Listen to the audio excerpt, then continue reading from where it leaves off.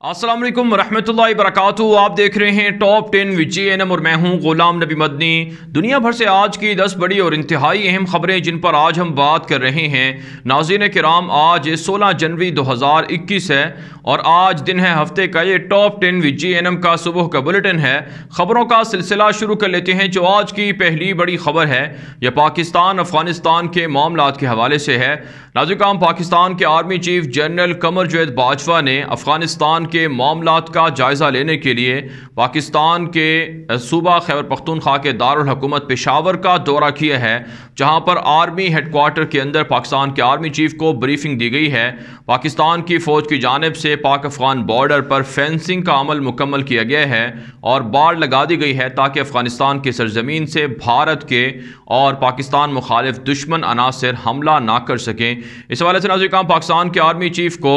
Briefing दी गई है कि गुमनाम हीरोज़ के ऑपरेशन भी भारत के खिलाफ अफगानिस्तान के अंदर जारी हैं और मुतअद्दिद ठिकाने और दहशत गर्दों को गुमनाम हीरोज़ हलाक कर चुके हैं। और इतला सामने आ रही हैं कि पाकिस्तान के आर्मी चीफ ने ऑपरेशन को मज़ीद सख्त करने की हिदायत की हैं ताकि भारत जो अफगानिस्तान की सरजमीन से शुमाली वज़ीरिस्तान के अंदर है, जनूबी वज़ीरिस्तान के अंदर हमले करता है, वो हमले ना हो सकें। पाकिस्तान के army chief general Qamar Javed Bajwa ने कहा है कि अफगानिस्तान के अंदर क़याम अमन पाकिस्तान की अव्वलीन तरजीह है। इसके लिए अफवाज पाकिस्तान अपना किरदार अदा करती रहेंगी, क्योंकि अफगानिस्तान के अंदर क़याम अमन का मतलब पाकिस्तान के अंदर क़याम अमन है। लिहाजा भारत जैसे दुश्मन को ख़बरदार करते हैं कि अपनी फ़ौजें अफगानिस्तान के अंदर उतारने से बाज रहे। अजीत डोवल के ज़रिए से अफगानिस्तान के अंदर साजिशी मनसूबे करने से भारत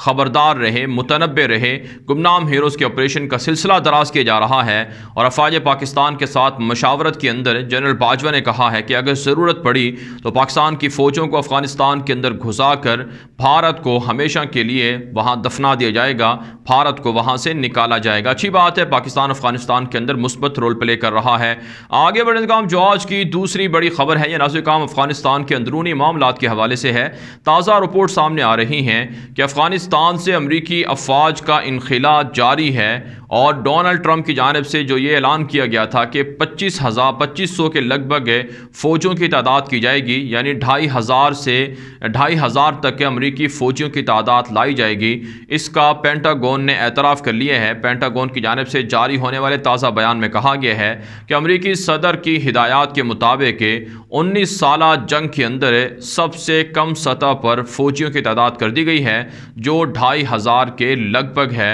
और तालिबान से एग्रीमेंट के तहत अमेरिका के इन 2500 फ़ौजियों को अप्रैल 2021 तक बाकायदा रवाना होना होगा। इसी हवाले से नाज़रीन इत्तलात ये हैं कि अफ़गान तालिबान का दावा है कि 15 के लगभग बड़े छोटे फ़ौजी अड्डे अमेरिका खाली कर चुके हैं, जिन पर तालिबान ने कंट्रोल हासिल कर लिया है। और नाज़रीन पेंटागन की जानिब से बयान में यह भी कहा गया है कि इराक़ के अंदर से भी अमरीकी अफवाज की तादाद कम करके 2500 तक कर दी गई है। लेकिन नाज़रीन बहुत से माहिरीन दावा कर रहे हैं कि हो सकता है जो बाइडन अफ़गानिस्तान के हवाले से पॉलिसी को तब्दील कर दे और जो बाइडन की जानिब से फ़ौजियों में मज़ीद इजाफा कर दिया जाए। इसके अलावा नाज़रीन इत्तलात सामने आ रही हैं कि दोहा के अंदर बैनुल अफ़गान मुज़ाकराती टीमों से ज़ल्म खलीलज़ाद जो अमरीका की जानिब से अफ़गानिस्तान के हवाले से खुसूसी मंदूब हैं, उन्होंने मुलाकातें की हैं। ज़ल्म खलीलज़ाद ने तालिबान की मुज़ाकराती टीम और काबुल की मुज़ाकराती टीम पर जोर डाला है कि बैनुल अफ़गान मुज़ाकरात को नतीजा खेज़ बनाना चाहिए और इसका अमली नतीजा सामने आना चाहिए और फ़ैसला कुन हतमी नताइज आवाम तक पहुँचाने चाहिए। इस हवाले से नाज़रीन जो डेडलॉक है उसे दूर करने की कोशिश की जा रही है। साथ साथ नाज़रीन काबुल हुकूमत के ज़राए अबलाग दावा कर रहे हैं कि मुल्ला अब्दुल गनी बरादर और मौलाना अब्दुल हकीम जो तालिबान की मुज़ाकराती टीम के सरबराह हैं और दीगर अनस हक्कानी और इसी तरह से एक और जो तालिबान के मेंबर हैं, 4 रुकनी जो तालिबान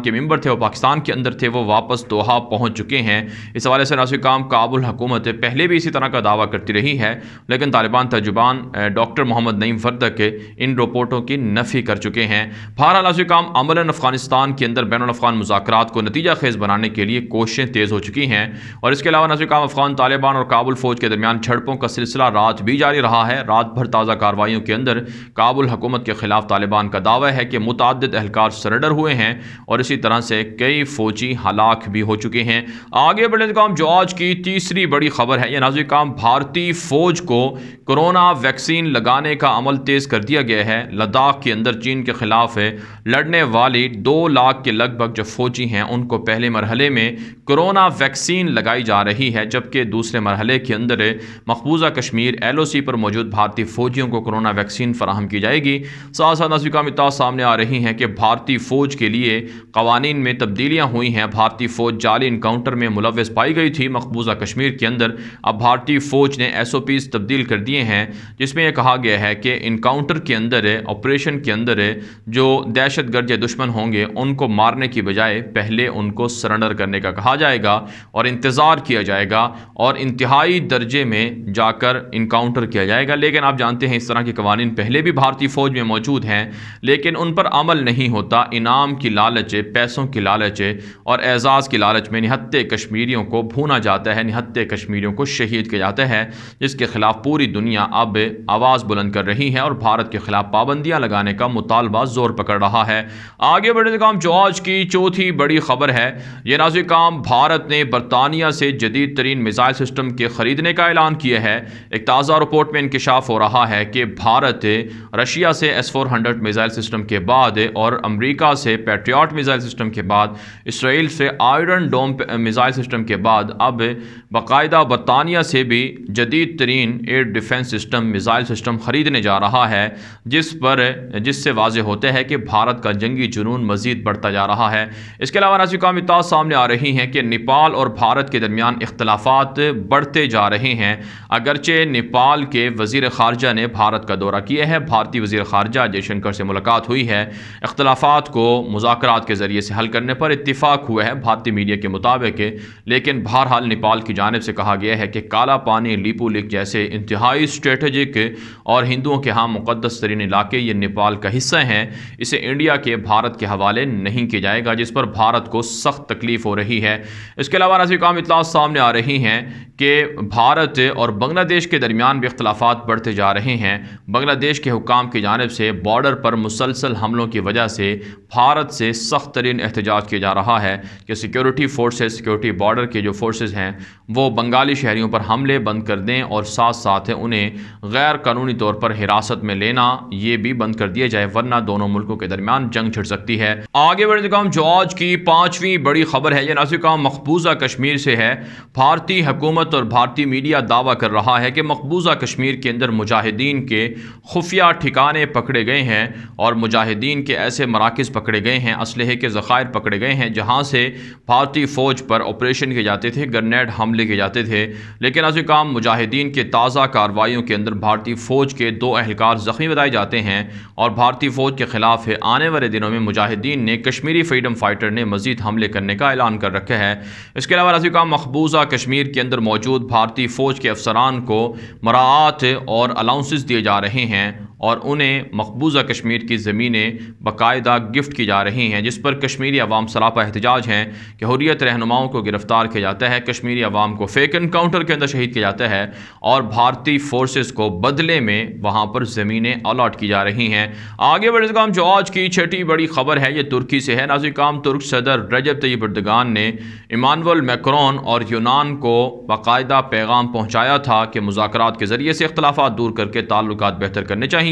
ترکی کے وزیر خارجہ نے اس حوالے سے تصدیق کی ہے کہ فرانسیسی صدر ایمانوئل میکرون نے مثبت جواب دیا ہے اور یونان کے ساتھ بھی نیٹو کا جو ہیڈ کوارٹر ہے یورپ کے اندر، وہاں پر ترکی اور یونانی حکام کے درمیان ملاقات ہوئی ہے اور ایک دوسرے کے خلاف جو جنگی کوششیں ہیں ان کو ختم کرنے اور باہمی مذاکرات کو، معاملات کو بہتر کرنے اور اتفاق رائے کے ذریعے سے اختلافات کو حل کرنے پر اتفاق ہوا ہے۔ ساتھ ساتھ اطلاعات سامنے آ رہی ہیں کہ ترک وزیر خارجہ نے کہا ہے کہ مصر متحدہ امارات کے ساتھ بھی ترکی تعلقات بہتر کرنا چاہتا ہے، لیکن اس کے لیے ضروری ہے کہ یہ ممالک ترکی کو پریشرائز کرنا، ترکی کو دھمکیاں دینا، حملے کرنا یا ترکی کے خلاف سیاست کرنا بند کر دیں تاکہ ترکی خطے کے تمام ممالک کے ساتھ مل کر از سر نو معاملات کو بہتر کر سکے اور اس سے امن و امان کو مزید قائم کیا جائے، مزید بڑھایا جا سکے۔ اس کے علاوہ ناظرین، طیب اردگان نے کہا ہے کہ روس سے S-400 میزائل سسٹم خریدا جائے گا، امریکہ سے بھی F-35 جنگی طیارے ترکی خریدنے سمجھنے کی کوشش کر رہا ہے،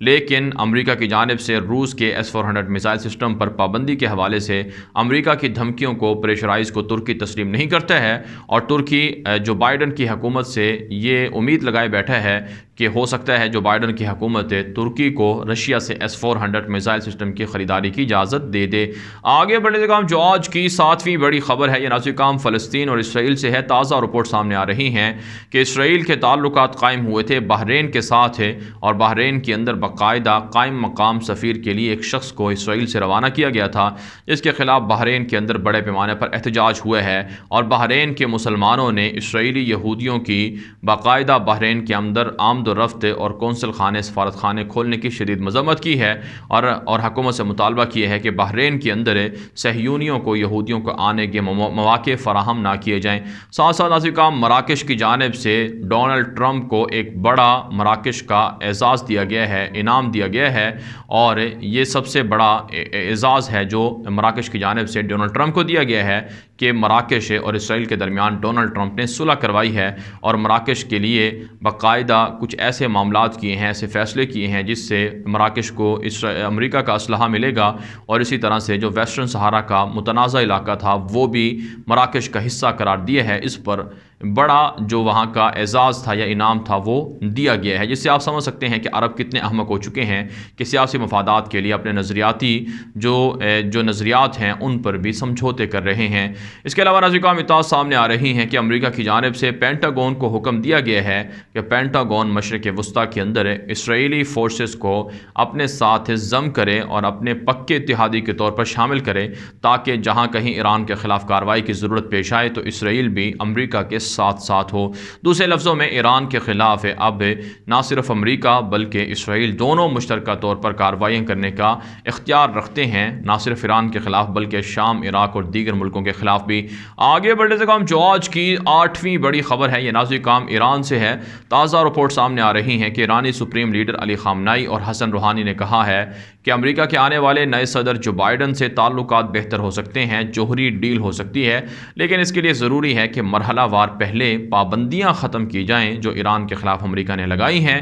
اور پھر اس کے بعد اگلے مرحلے میں جوہری ڈیل بحال کریں گے، اور نیوکلیر ہتھیاروں میں تخفیف کا جو وعدہ ہے وہ ایران پورا کرے گا۔ اطلاعات یہ ہیں کہ ٹرمپ انتظامیہ نے جاتے جاتے مزید ایرانی کمپنیوں پر پابندیاں عائد کر دی ہیں۔ اس کے علاوہ نازل کام اطلاعات سامنے آ رہی ہیں کہ ایران کی جانب سے خطرناک بیلسٹک میزائلوں کے اور ڈرون طیاروں کے تجربات کیے گئے ہیں، جس سے امریکہ کو دھمکیاں دی گئی ہیں کہ اگر امریکہ نے، اسرائیل نے ایران کے خلاف حملے کیے تو پھر ان خطرناک میزائلوں کو اور ان خطرناک ڈرون طیاروں کو امریکی اہداف کے خلاف استعمال کیا جائے گا۔ آگے بڑھنے سے کام جو آج کی 9ویں بڑی خبر ہے، یہ نازل کام سعودی عرب سے ہے اور یمن سے ہے۔ تازہ رپورٹ سامنے آ رہی ہیں کہ سعودی حکومت کی جانب سے، سعودی اتحاد کی جانب سے دعویٰ کیا گیا ہے کہ حوثیوں کی جانب سے سعودی عرب کے خلاف بھیجے گئے 3 ڈرون طیاروں کو میزائل حملوں کو مار گرایا گیا ہے، اور یمن کے حوثی مسلسل انتہائی اہم اسٹریٹجک اور حساس مقامات پر حملہ کر رہے ہیں، لیکن سعودی اتحاد ان کے حملوں کو پسپا کر رہا ہے۔ ساتھ ساتھ نازل کام اطلاعات سامنے آ رہی ہیں کہ امریکہ نے یورپ کے اس دعوے کو، اس